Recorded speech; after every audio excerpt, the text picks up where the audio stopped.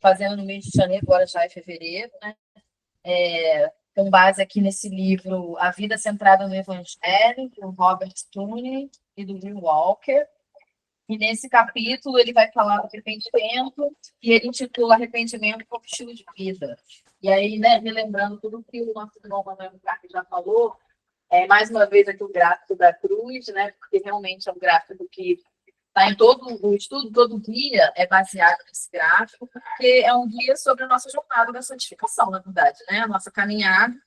E nessa caminhada, né, após a conversão, a gente não pode perder de vista a cruz, né? Aqui ela está no gráfico em que a cruz a gente está consciente, né? A graça, a cruz de Cristo, e nos dá, nos tem o discernimento de que somos pecadores, né? Da pecaminosidade e da santidade de Deus. Então, lembrando que a gente tem que sempre estar nesse equilíbrio de a santidade de Deus, né?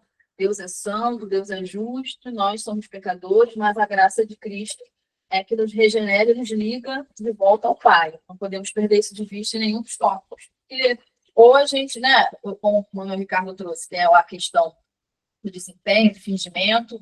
Aqui nesse capítulo do arrependimento, a gente também vai ver que o arrependimento ele é essencial, faz parte dessa jornada e desse processo. Mas ele também pode nos levar a uma autopiedade, que não é bom, ou uma situação de remorso, né? E que o remorso não tem nada a ver com aqui, remorso egoísta. O remorso não tem nada a ver com arrependimento, né? O remorso é diferente. A gente vai pensar sobre isso. Aí eu transcrevi aqui os tópicos do capítulo, né? Para quem está no online, eu vou ler, né? Os tópicos que ele coloca, ele, né, discorre sobre a questão que a gente vai comentar aqui. E aí os tópicos principais que a gente tem que estar atento com os seus versículos que o arrependimento ele tem que ser orientado para Deus, não para mim. Então, não é nada sobre mim, é sobre a gente estar nesse caminho, né? Consciente da graça, percebendo a santidade de Deus, reconhecendo a nossa pecaminosidade, mas é entender o que agrada a Deus, né? Se lembrar da lei, e se a gente pensa o que agrada a Deus e o que não agrada a Deus, a gente vai se arrepender porque a gente quer agradar a Deus, né? O Espírito Santo vai nos convencer, vai trazer esse convencimento, com o estudo bíblico, com a vida de oração, com essa busca, a gente tem a visão do que agrada a Deus, do que não agrada a Deus, a palavra, né, vai nos trazer esse discernimento e a gente vai se arrepender ao ser convencido pelo Espírito Santo disso. Então é para Deus, né? Porque não é o que eu acho, não é o que eu estou pensando que aquilo é certo ou errado, não é o que a cultura diz, né? Não é o que a filosofia humana diz, não é o que o pastor, de repente, na concepção dele enquanto homem, né, vai colocar para a gente. É o que o Espírito Santo nos convence, o Espírito Santo está na Trindade, então ele vai dizer o que Deus pensa daquela nossa ação, daquele pensamento, então é voltado para Deus, não é voltado para nós. O sujeito, a gente vai entrar na situação de que eu executei, né, de que eu sou assim, né, aquilo veio de mim, aquela ação que não agrada a Deus, mas é para Deus. Né? Então, vai ser motivado pela verdadeira tristeza, segundo a vontade de Deus, né? Complementando isso que eu falei, e não por esse remorso, né? Porque o remorso vai acabar fazendo a gente se sentir culpado, entrar até numa depressão de você ficar se culpando, realmente, que você perde a dimensão da graça, né? Esse risco também. Então, uma tristeza sincera, né? Como vai estar lá em 2 Coríntios 7:10, é uma tristeza positiva que nos leva à transformação, leva a esse arrependimento, confissão desse pecado, né? Para que a gente consiga ter uma transformação, que o tempo aí de cada um, né? Não é um passo demais, para alguns, dependendo da área, vai ser mais rápido, para outros vai ser um processo mais lento, né? Mas por que isso? O remorso egoísta está falando de novo de nós mesmos, está centrado só na gente, né? Então, por isso que a gente tem que ter cuidado para não cair no remorso. O autor vai falar muito disso, como a gente tem facilidade de transformar o arrependimento em remorso.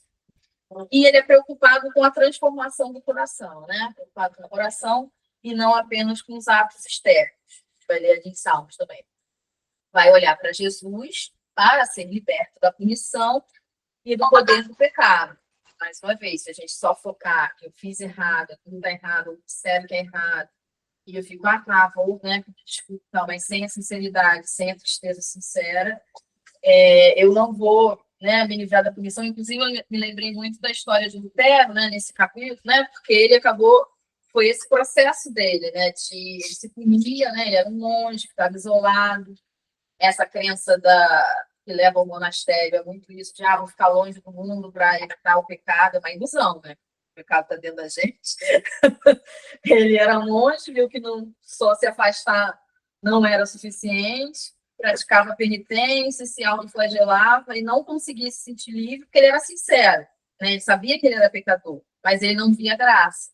Por isso que a conversão dele vai vir da graça, né? Porque ele vai conseguir o arrependimento completo e a gente reconhece o pecado, mas a gente enxerga a graça. E a gente quer ser transformado para viver com Cristo. Então, vai vir essa tristeza, mas acompanhada da alegria, né? A bem-aventurança de os humildes de coração, né? E você reconhece a sua condição, mas você vê a graça, vê o milagre que é a salvação. Então, o arrependimento, ele não é linear, né?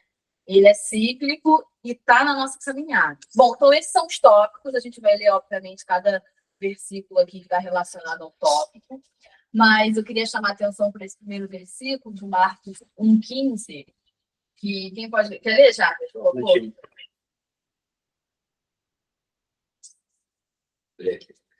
Marcos 1,15. Marcos 1,15, vamos lá.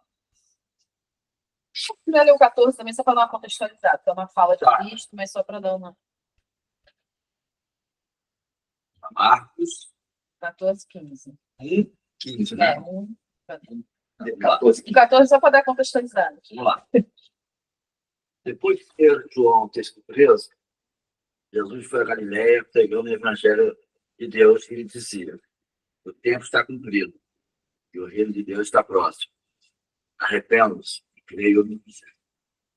E aí o destaque é o arrependam-se e creiam no evangelho. Isso sintetiza, né, aqui o tema de hoje da aula, que o arrependimento é essencial na nossa caminhada de santificação. Né, o arrependimento, né, eu estava fazendo reflexão nesse estudo, lembrei muito de que a santificação me lembra também muito o Efésios 6, a armadura que a gente tem que estar revestido. Né? A gente tem que lembrar que a gente está nesse mundo, uma batalha espiritual, então a nossa caminhada é uma luta, né? O cristão, né, a dimensão desse gráfico aqui, isso é uma batalha. Né? A gente tem o nosso Senhor que vai à frente, vence as batalhas conosco e por nós, mas é uma batalha. E na armadura de Efésios 6, o evangelho são as sandálias, é o nosso calçado. E o calçado está o quê? Nas nossas pernas, que é a mobilidade, o que faz a gente andar. Né? A gente percorre esse caminho. Se a gente não tiver calçado com o evangelho, a gente paralisa. Né? O soldado vai ficar parado. E então aí eu pensei, bom, as sandálias do evangelho, porque você, Cristo está falando, arrependei-vos e crede no evangelho. A gente só vai conseguir se santificar pelo evangelho, lendo a Bíblia, né, a comunhão da palavra, a oração, o espírito de oração, lendo a palavra, vai entender a vontade de Deus, porque a vontade de Deus está na Bíblia. Então, a gente só vai agradar a Deus, só vai poder se arrepender entendendo o que Deus quer. Só vai entender o que Deus quer lendo a palavra, né? Estudando a palavra, tendo essa comunhão. O Espírito Santo só vai nos exortar se a gente tem comunhão com ele, senão ele não vai falar nada conosco. Então, a gente, nessa caminhada, você só vai andar com o Evangelho, né? E o arrependimento são as pegadas, vão ficando para trás aquilo que a gente vai descobrindo, né? E vai se desapegando, cada um no seu tempo, né? A gente não pode dar pressa, cada um tem o seu momento, né? Temos que ter cuidado para a gente não apressar o irmão. Você estava passando com o Manel, foi uma conversa que a gente fez com os amigos ontem, falando do Pedro. Aí ele estava conversando, aí ele falou assim: se Pedro era pescador, eu estou falando de natação. Ele sabia flutuar. Quantas vezes ele caiu na água? Sim. E voltou para o barco? Ah, você está pensando naquela vez que ele queria entrar na água? Sobre as águas. Sobre as águas. Quando é que ele, diante de Cristo, ele se permitiu levar pela circunstância, começou a afundar. Então, se a gente não usar... mas a gente, mesmo nadando, se a gente se desesperar, já se afoga. Então, né? mas eu falo, se a gente não tiver evangelho, você vai esquecer de ser cristão. Sim. Você vai esquecer. Você vai entrar no mar. Se você se você esquecer... Sim, essa metáfora do mar, as circunstâncias, né? Se a gente perde... Né? Porque o evangelho é olhar para Cristo, né? O evangelho é boa nova, é Jesus vir nos salvar. Então, o evangelho e Cristo... Manuel não pode ser olhar para a cruz ali do olhar para a cruz. Se a gente não olha, exatamente. Essa metáfora. Manuel, você não pode ser que você é médico. Você sabe que é. Você pode esquecer. É, inclusive, até biologicamente, tem doenças da memória, a gente esquece, perde, Quando o né? médico fica doente, Sim. ele pode esquecer que é médico.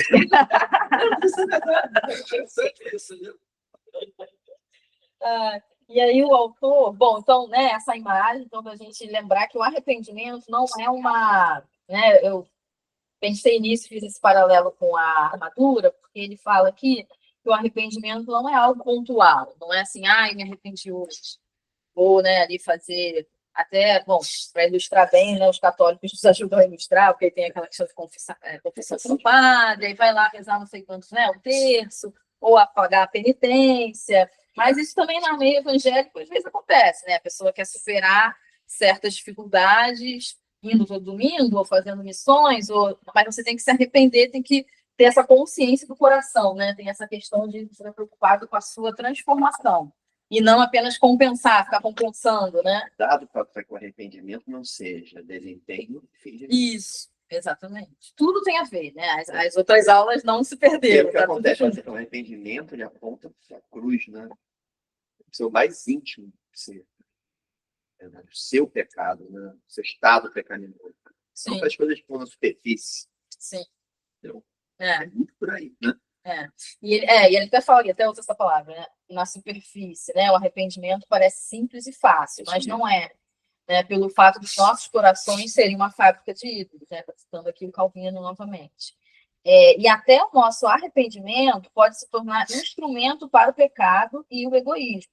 Somos praticantes hábeis do falso arrependimento, que vai ser isso. Você vai ficar compensando, eu sei que eu fiz algo ali errado, mas eu também sou, né, um bom marido. Enfim, você vai pegar as outras atitudes que você tem, que você sabe que está dentro de uma moral, e vai ficar. Você não se arrependeu, você está compensando a situação, né? O arrependimento vai ser. É um momento íntimo, né? É uma parte muito íntima de cada um, individual.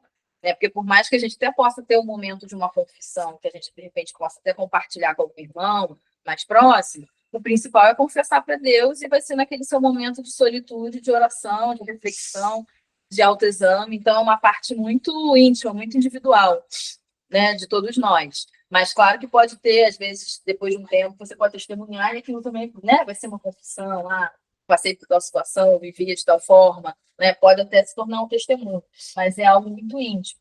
E a gente tem que estar atento para ter cuidado com esse falso arrependimento, que vai estar nessa dinâmica ali do gráfico, e eu só não coloquei de novo ali o fingimento e desempenho, né?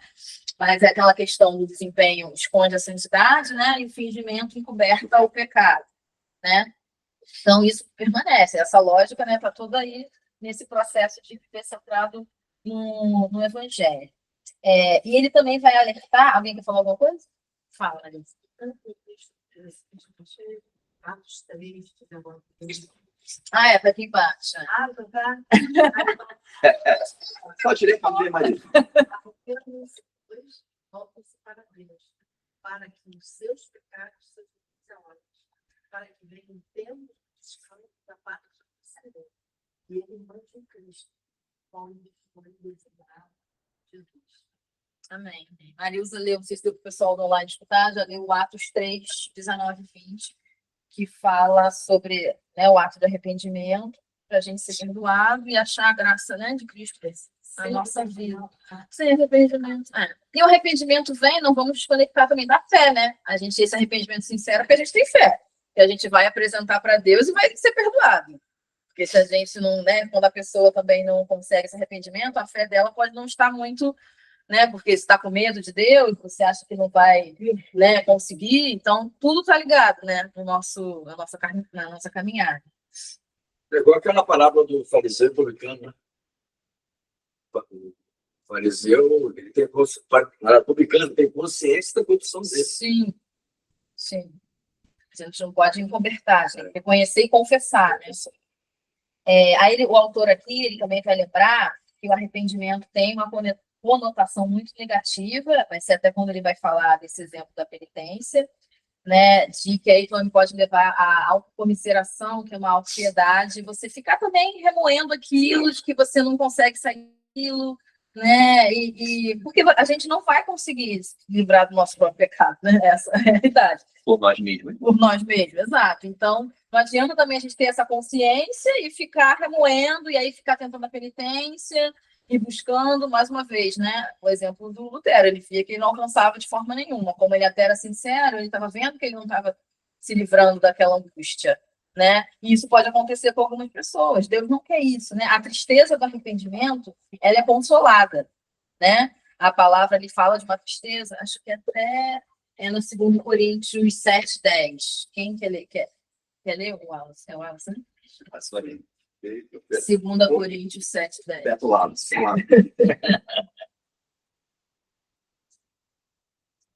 Que já foi o livro. A tristeza, segundo Deus, produz arrependimentos para a salvação, não remorso. A tristeza do mundo, porém, produz morte. Isso. Que seria uma tristeza do mundo. Essa tristeza da pessoa até tem uma consciência, ela vai ficar ali numa depressão, uma tristeza profunda, porque ela não tem a esperança não tem o consolo, né? Então a gente vai, essa tristeza que o Espírito Santo vai trazer, é aquela do convencimento, mas que logo imediatamente ele traz o consolo, porque ele traz, né, o perdão, e a gente sente esse perdão, né? Quem já passou por essa experiência, né, de se arrepender de alguma questão, levando para Cristo, né, ele traz o perdão no mesmo momento. Arrependimento e tristeza são coisas diferentes.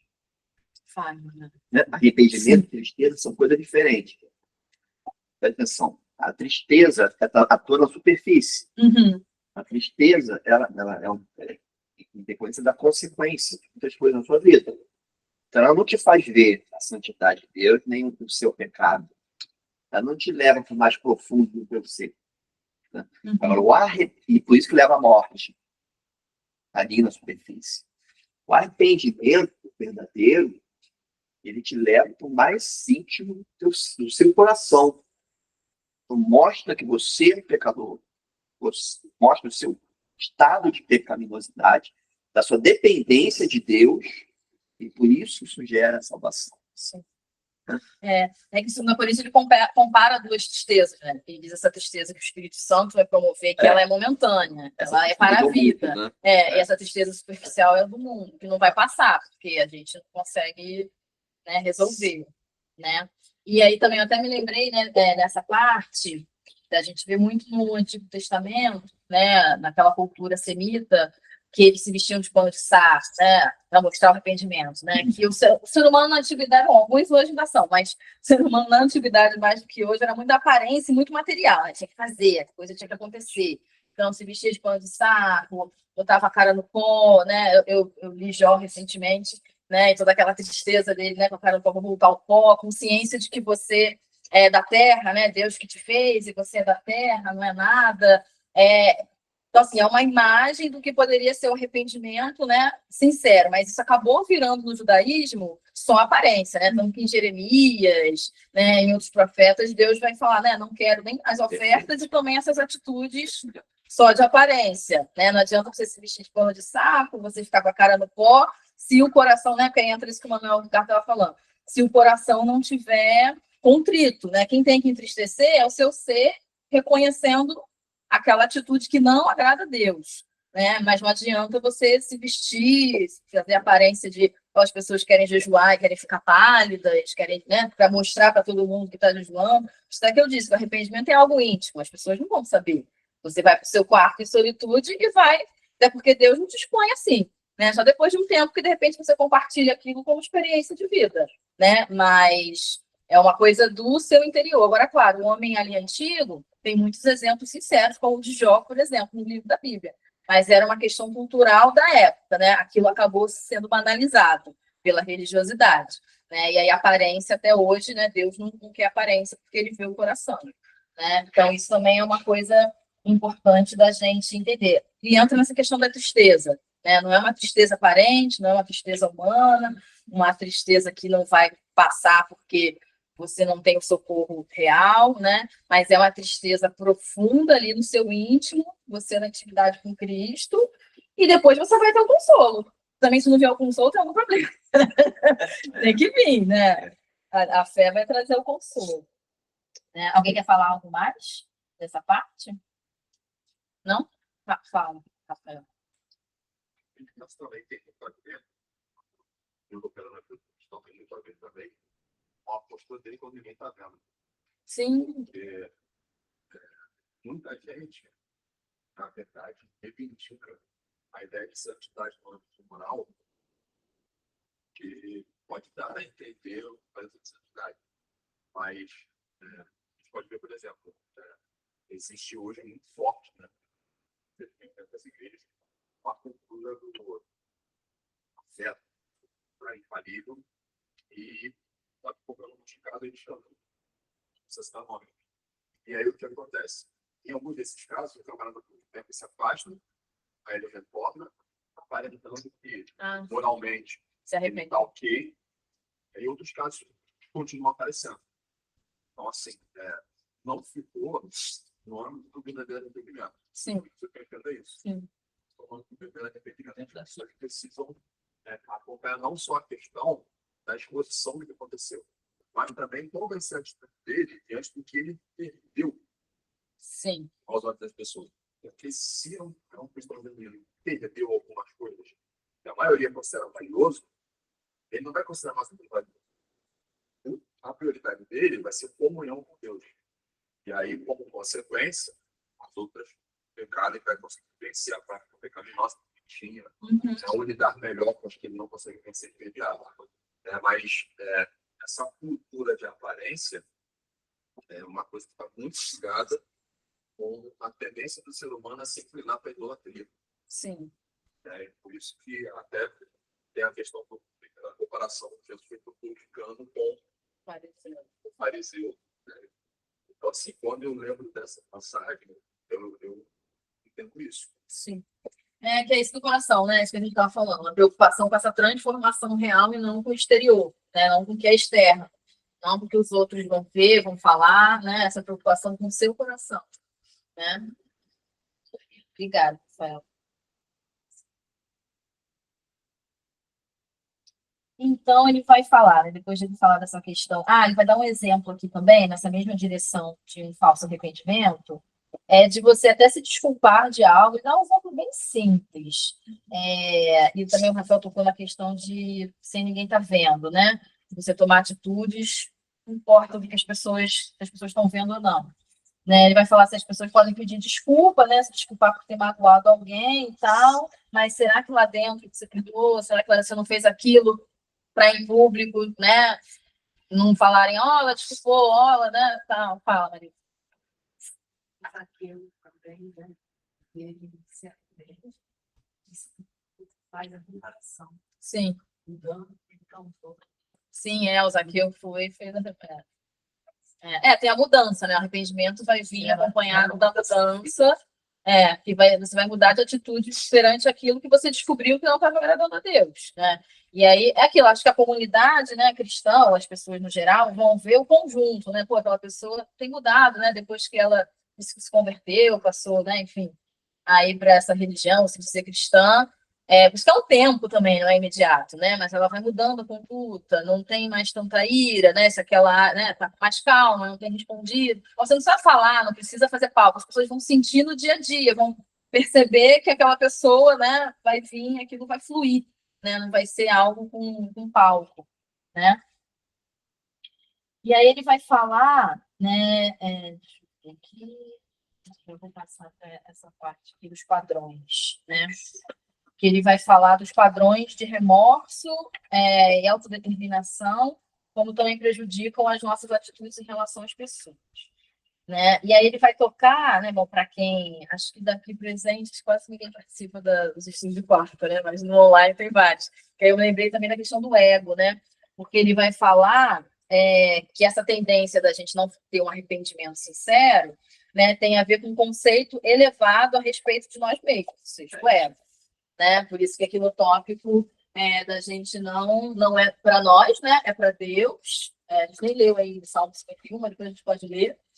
E também aqui focado em Cristo, né? Então é isso, é sobre a gente olhar para Deus, saber o que Deus quer transformar a gente. Então não é o que eu acho que eu sou, né? Não é quem eu quero ser, não é ser orientado pelos meus desejos, meus pensamentos, mas é buscar o que Deus quer de mim. Então, a gente vai, né, você sair, você não ter um conceito sobre você e querer afirmar sua identidade em você mesmo, no que você pensa, mas se você está buscando o que Deus quer de você, vai vir essa noção que o Espírito Santo vai te falar, e aí você tem que ter esse arrependimento para começar a transformação, né? Porque sem esse arrependimento, porque o arrependimento também é muito interessante, porque mostra como que Deus, apesar de Deus ser soberano, ele quer que a gente deseje essa mudança, quer que a gente deseje ser o que ele propõe para a gente, né? Ele não força a gente ser, não é verdade? Né? Ele vai, por isso que cada um tem um tempo. Ele quer que você, eu pelo menos sinto muito isso, como Deus é didático, ele quer que eu entenda o que é que ele quer mudar em mim, aí eu entendendo o que ele quer que mude, para eu desejar essa transformação, desejar ser o que ele está dizendo que eu quero. O processo é assim, né? Ele não chega, a religião é que é, né? Ah, para de fumar, não pode, crente não bebe, não fuma, anda com a roupa tal, né? Casa virgem, não sei o quê. A religião fica te botando isso, você fica dando check, check, check. Mas você às vezes não sentiu que aquilo é. Você tem que ser convencido, né? E às vezes não é nem exatamente aquilo, porque Deus ele é tão misericordioso que ele entende a cultura que a gente vive, o tempo, a família que a gente vê, o conhecimento que a gente tem, né? A gente é que fica cobrando de todo mundo, porque acha que todo mundo tem a mesmo padrão, né? Ou está na mesma situação que a gente. Mas Deus sabe a condição de cada um, sabe que aquela pessoa, quando que ela conheceu o evangelho, ou que tipo de família que ela teve, que gerou X traumas naquela pessoa, que geram bloqueios naquela pessoa, né? Porque o inimigo está sempre trabalhando, né? Para poder, o inimigo trabalha sempre na família, justamente para ir gerando várias barreiras no indivíduo, para que ele tenha mais dificuldade de entender Deus. Então, e Deus sabe todas essas barreiras que cada um tem. E essas barreiras são diferentes em cada um, né? Pela personalidade, pelo núcleo familiar, pela sociedade que ela vive, pelo período que ela vive. E Deus não força, a gente é que força, a gente que fica criando, né? Nós humanos na comunidade, a gente é que fica criando esses padrões, né? Tem que ser assim, tem que ser assim. Né? Eu sinto muito isso, Deus tendo paciência e me mostrando ó, o que eu quero, e às vezes demora anos. Né? Ele vai falando, você até na sua mente ir saindo, e você, porque para chegar no arrependimento é isso, você tem que ir entendendo que aquilo que você quer muito, que faz parte de você, não agrada a Deus. Isso não é fácil. Né? Então, por isso que o arrependimento não é simples. Dependendo da área. Oi? É um processo. Faz parte dessa caminhada aqui, né? Ele não é uma etapa assim, você vai se arrepender, e aí não, ele está em toda. Isso também é importante a gente entender. Vários ocasos de anos e anos que ele precisou se arrepender. Sim. Porque são as várias áreas da nossa vida, né? Às vezes a gente consegue resolver bem uma área relacional, mas a outra não. Pensa que o arrependimento não é uma coisa pontual, só que Não. nós convertemos. O nosso processo de santificação não nos dá tempo. Nós É temos junto. esse processo de arrependimento o tempo inteiro. Sim, Pedro falou. sim. É a caminhada, né? A gente vai andando, Sempre arrependimento. estamos nos arrependendo. Sempre. Sempre, sempre. Não é igual esse ponto aqui de conversão, né? Que vai Não ser é. um ponto. Ou a redenção, né? O arrependimento está ali na cruz. Tá no processo. Você olha para o evangelho. E a gente também tem que ter consciência, ele até comenta, que eu não estou achando agora que parado, que a gente vai oscilar assim, a gente tem que vigiar, ele fala, eu não entendo essa palavra não, mas a gente tem que vigiar para não cair nesse, né, do desempenho, do fingimento, do remorso, porque nesse processo a gente vai tender para uma coisa ou outra, e aí por isso que a gente tem que estar vigiando para ser esse arrependimento, estar ouvindo a voz de Deus, estudando a Bíblia, tendo contato com a palavra, porque a nossa tendência vai ser cair no remorso, ou querer compensar, né, fingir, tarará, a gente vai estar, oscilado, assim, então a gente tem que estar consciente disso, para também não se cobrar de uma forma, né, que vai esconder, e tá buscando sempre, porque se a gente oscila, isso me estimula a estar atento, vigilante, de estar em comunhão com Cristo, né? Esse estar em comunhão é do mesmo cansado, vamos lá tentar ler a Bíblia, vamos orar, né? Mesmo com problemas, então agora que eu sou fraca, que eu sou forte, né? Agora mesmo que eu vou. Vai, Delci. Eu acho importante também a gente ver que o arrependimento ele é algo que ele tem a ver com a vida, ele não está fazendo isso, né? A religião. Sim. Então, nos vários aspectos da nossa vida, a gente precisa de. Então, eu acho que essa questão, que às vezes a gente dá uma tentação, evitar essa libertação do arrependimento, ela está dentro do foco da religião. Não, tem que ver dentro da nossa situação, da sociedade. Sim. Nossa conversão não é uma coisa muito Sim. restrita a espiritualidade da crente, né? E o arrependimento parece também que é algo que liberta. Ah, sim, porque vai trazer transformação, né? Para quem acho que deu se falar mais baixo, para quem não ouviu no online, está falando que o arrependimento que ele entende que é algo da vida e não circunscrito a uma religiosidade, né? Resumindo. Mas eu até lembro assim, que a gente já falou isso em outras aulas. E até esse livro, ele está falando isso, né? A vida centrada, a vida. Não é um momento do seu, né? E a gente tem que lembrar que nós cristãos vivemos em Cristo. A gente não é só aqui, né, na igreja, na quarta, no domingo, ou quando eu separo para ler Bíblia, é um momento espiritual. Não existe, porque o mundo moderno separou, né? A questão do laico, mas isso não existe. A gente é uma coisa só. E como a gente foi feito para adorar a Deus, ou vai adorar alguma outra coisa, né? Vai ser idólatra, tá na vida. Então, assim, realmente é a vida, eu concordo com você, entendimento. Eu entendo também que é esse mesmo. Mas o que a sua fala me chama a atenção é que a gente ainda tem muito isso de a religião e a vida, mas não existe isso. A nossa vida, né? Bom, para a gente, a religião é Cristo, né? Aquele que religa, né? Para quem é convertido, e a gente não existe isso, né? Essa dicotomia, né? No trabalho a gente está pregando, e a gente não está pregando só se a gente citar um versículo, a gente vai estar pregando com a nossa atitude de amor, de paciência, e é por isso que a gente peca, porque nem todo dia a gente consegue paciência com um colega, com o chefe, né? E aí a gente está pregando nessas atitudes, as mudanças vão vir nessas atitudes, por isso que é o tempo inteiro, e aí o arrependimento ele não pode virar uma neurose, né? De, ai meu Deus, não. Se você é pecador, você já sabe que partiu de você é problemático. Mas se você sabe da santidade de Deus, do plano da redenção da cruz de Cristo, você já, Senhor, me ajuda aqui nessa... Por isso que é orar sem cessar, porque toda hora que você percebe Jesus, né? Me ajuda aqui, me socorre. Ai, perdão, fiz isso, não estou conseguindo. A vida do crente, eu acho que tem que ser assim, né? Uma fala interessante que eu sei também sobre a gente, o arrependimento na sociedade, né? O pastor Antônio, às vezes, ele menciona, de vez em quando, uma vez ou outra, quando ele fala sobre os pecados do nosso país, ele diz que a gente deveria, às vezes, pedir perdão por ser brasileiro. Porque, embora a gente não envolva em coisas, talvez de maneira direta, mas a gente está na cultura. Conivência. Então, quando é um pecado do povo. É verdade, é verdade. Porque a cultura vai... Eu até depois anotei aqui também, né? A partir dele falando dessas questões, os autores, a gente, na verdade, é muito orientado por certo e errado. Mas a gente que está firmado em Cristo é o que agrada a Deus e o que não agrada a Deus. O certo e errado, ele acaba sendo relativo ao ponto da cultura e dos tempos, né? A gente tem coisas que são mais absolutas, o homicídio, todo mundo entende que é errado, apesar de continuar acontecendo a rodo, ter guerra, imagina, mas toda a cultura sabe que matar é errado, isso aí não tem, né? Estou até tentando pensar mais alguns exemplos, se alguém lembrar mais de algum, porque eu não estava achando muitos absolutos assim, não, acho que o homicídio é um dos mais. Porque até mesmo violência contra a criança não se você olhar para a história. Não existia nem criança tempo atrás. Era um pequeno adulto que tinha que ser um ser que tinha que ser treinado para ser adulto. Né? Com 7 anos, os meninos iam em várias culturas, principalmente a greco-romana, mas iam ser treinados para ser cavaleiros, guerreiros, as meninas para ser mãe. Não era criança. Era para ser... o que ele vai fazer daqui a pouco? Né? Se você olha para o século XIV, XV, entrava na faculdade com 11, 12, por quê? Porque não era criança. É inteligente, já vai para a faculdade, já vai ser treinado para não sei o quê, já vai...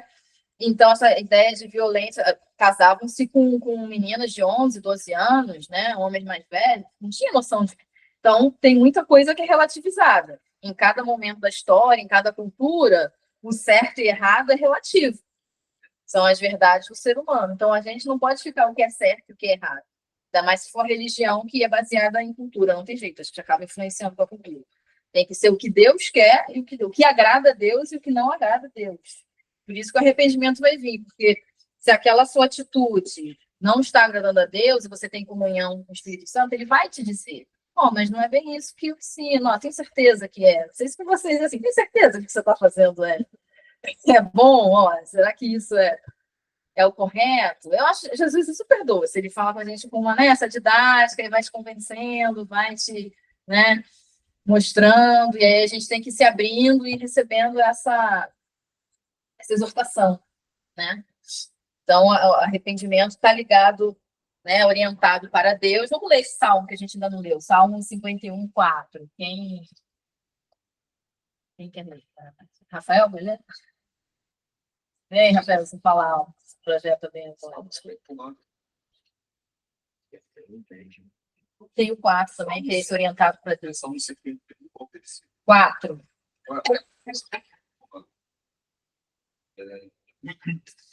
Contra ti, só contra ti, pequei e fiz o que tu reprovas. De modo que justa é a tua sentença e tem razão de condenar. É justamente, né, onde ele bota para essa parte que é orientado para Deus. Então, a gente tem que se preocupar com o que agrada a Deus, não é o que é certo para a sociedade. Porque, às vezes, também, pegando ainda um gancho do Deus, se a gente foca no que a religião diz, a religião pode estar equivocada. Pode ter uma interpretação humana ou pode estar influenciada pela cultura, e aí você vai se arrepender errado, porque não era bem aquilo que Deus está te pedindo, né? A gente peca contra Deus, porque ou é o que agrada a Deus, ou é o que glorifica a Deus, ou é o que não agrada a Deus, não glorifica a Deus, né? Então, a gente peca contra Deus, não é sobre o que eu acho, o que eu faço, é sobre mim, é sobre eu, ser humano, pensando na vida. Aí o outro, o Salmo 10, né? Que é preocupado com essa mudança de coração, que é no mesmo Salmo, né? Ele está nessa oração de contrição, né? Ó Deus, cria em mim um coração puro e renove em mim um espírito inabalável. E aí esse passo de convencimento, ó, pequei contra ti, né? Entendi que fiz algo que desagrada a Deus, que sai do decreto, né, de Deus, que Deus fez para a gente ser. Eu me convenço e peço a mudança, porque a mudança vem por Cristo. E aí, né, falei uns minutos atrás, Cristo ele quer que a gente entenda e que a gente deseje a mudança. Ele não vai fazer ditador e autoritário, ele é soberano, ele não é autoritário, né? Ele quer que a gente mude, mas ele quer que a gente queira que a gente mude. E o principal processo do Espírito Santo é nos convencer de que é bom desejar o que Deus deseja para a gente, né? Não é bom desejar o que Deus deseja para a gente? A gente tem que estar nessa sintonia, né? O que Deus deseja para a gente? Quando cheguei, peguei o olhando, eu vi aquelas 3 cruzes ali. Eu vi arrependimento, eu imaginei que você ia falar do Adão na cruz. Que parece um texto perspectivo, assim, né? É que você não está acompanhando as outras aulas, né? É porque é o gráfico que orienta todo o estudo. Aí eu cheguei nisso, vai falar, aí você não falou, aí depois eu entendi que era um gráfico. E, o meu tem 3 que eu desenho aqui apertado, mas é nesse sentido que é a caminhada. Mas aí veio a história do Adão na cruz, eu acho que tem muito a ver com o que foi falado aqui. É uma caminhada, entendeu? Na verdade. E o livrinho todo vai. Mas você quer colocar? O arrependimento do ladrão da cruz. Pesado, André. Porque é uma coisa muito curiosa, porque é um fato da Bíblia, que a gente tem ali uma conversão atestada pelo próprio mestre. Uhum. E não tem como a gente discutir, tem que a gente entender, porque tem um material muito rico, que é um texto muito curto, fala de um processo muito rápido, que é o processo efetivo da morte. E isso, então, assim, e quando eu peguei aqui para ler, como que foi o arrependimento dele? Foi o arrependimento. Sim.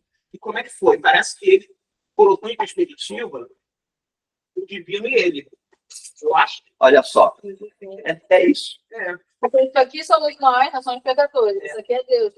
Aí quando você traz essa questão da cultura, eu acho que é exatamente isso. Eu acho que a questão não é um arrependimento pontual, arrependimento de alguma circunstância, é uma coisa tão ampla.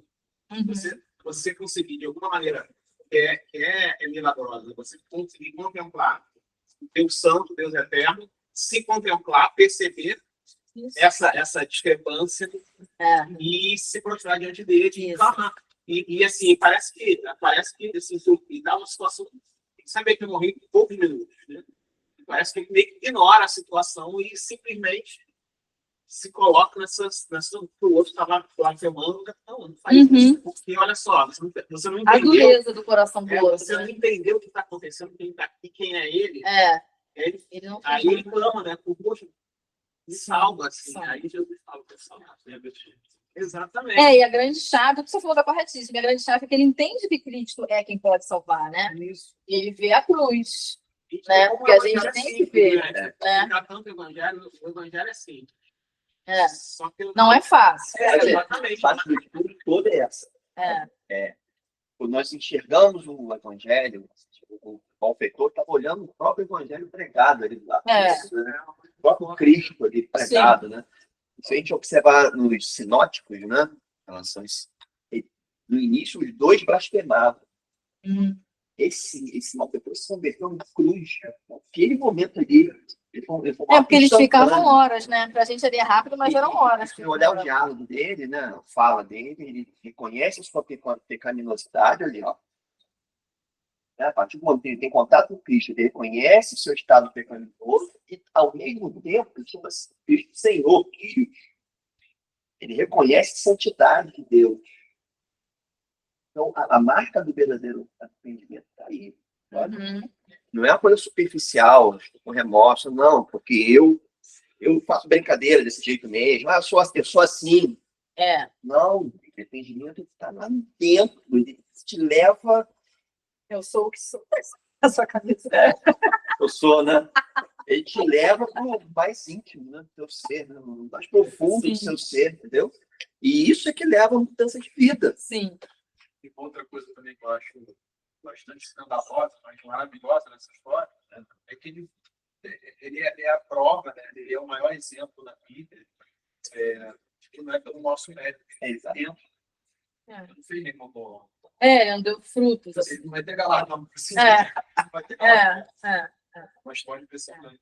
E uma coisa que é interessante, que assim, Cristo era conhecido, era famoso, então os dois sabiam quem era Cristo, tanto que ele diz, né, você sabe que ele é inocente, ele não fez nada, porque eles sabiam de toda a história, né, que todo mundo falava sobre Cristo. Então, assim, ele ouviu o evangelho, mas ele só se converte ali e ele reconhece que o inocente estava morrendo, né, e que ele é do Senhor, que ele fez milagres, etc. Então, ele ouviu o evangelho. Que é interessante também, como com arrependimento só vai vir o evangelho, né, ele falou aqui. Que a gente precisa ser. Nesses momentos, tem a ação do Espírito Santo aqui invisível. Sim. O texto, ele não vai descrever o Espírito Santo. Não. A gente deve sempre entender que ele Tá ali, gente. Convencimento. Mas sem perder de vista essa questão de pregar o evangelho, porque acho que também esse tema toca na questão de que na hora que a gente for pregar, pensando em nós já cristãos, né, a gente está falando muito da nossa jornada, nossa caminhada de santificação individual, mas para a gente também, na hora de pregar, para a gente não ficar focando nas ações, porque a gente não tem essa capacidade, e é isso, como é o Espírito Santo que vai fazer, a gente tem que pregar o evangelho, pregar a cruz, né, pregar Cristo, porque a pessoa ouvindo Cristo, aí é ela com Cristo que vai ter o convencimento para se arrepender dessa complexidade toda e que cada um tem seu momento. Por isso que focar no pecado, claro, a gente tem que, né? A gente vai entender que a gente é pecador olhando para a cruz, entendendo o plano de redenção.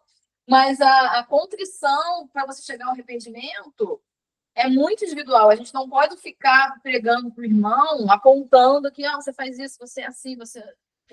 Um alerta para a gente que a gente tem que pregar. Fazendo isso, nós estamos executando o fingimento, né? Porque a gente está escondendo o nosso, que a gente tem. Você aponta o dedo do irmão, você está se colocando numa posição mais santa que ele, você é tão pecaminoso, tão pecador quanto ele, entendeu? Porque a Bíblia pede não é as críticas, mas é o juízo difamatório. É você difamar ou você prescrever sentença para alguém. Exatamente. Mas a disciplina, a repreensão, essas coisas têm que existir. Tem que existir, mas Sim. O amor, né? Sim. O amor. Mas que ela condena o juízo difamatório. Sim. Porque há um pouco de confusão nisso, né? As pessoas você determinar o destino de alguém por causa de um ato, também, radicalmente. Mas você intervir muitas vezes, claro, isso na verdade é muito bom. Isso falta em muitas igrejas, disciplina. Contudo, algumas estão no outro extremo, disciplina demais, sem misericórdia. Acho que o maior exemplo de disciplina e misericórdia é o apóstolo Paulo.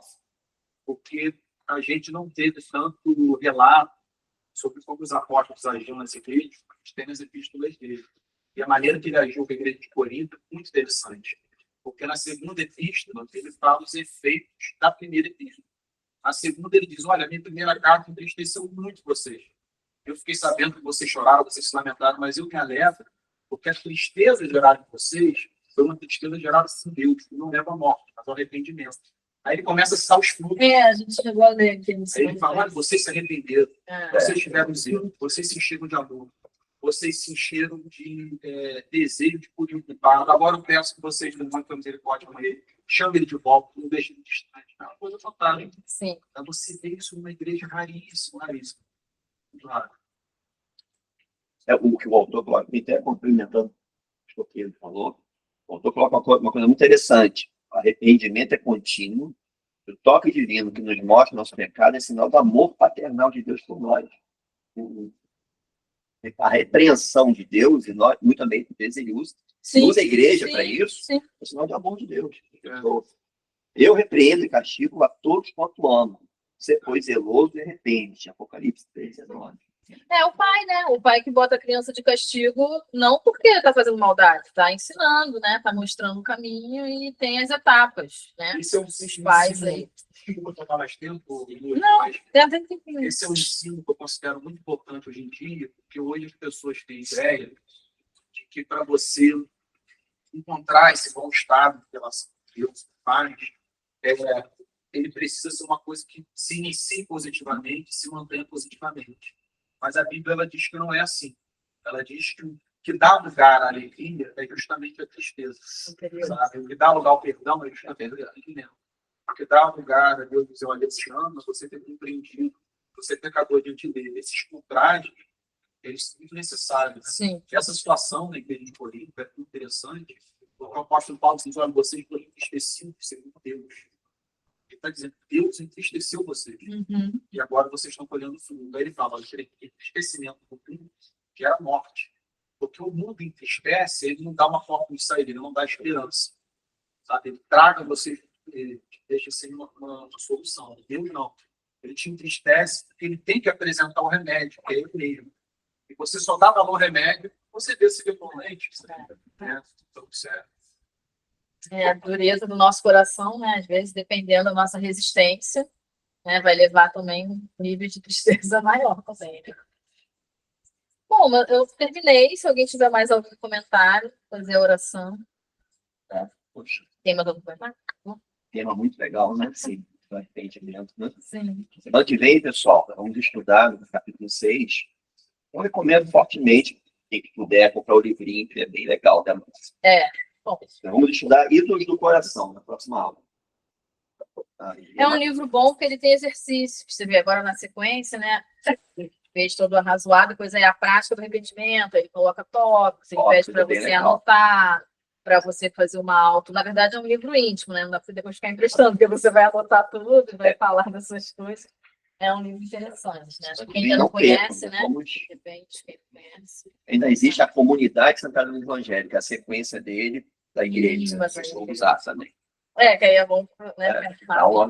Então, nós vamos falar sobre ídolos do coração, pessoal. Na próxima, não faltem, tá bem legal. Parabéns, aula muito boa da Ludmila. Bom, Ludmila é professora nata, né? Pela graça de Deus. Vamos orar, então. Vamos orar.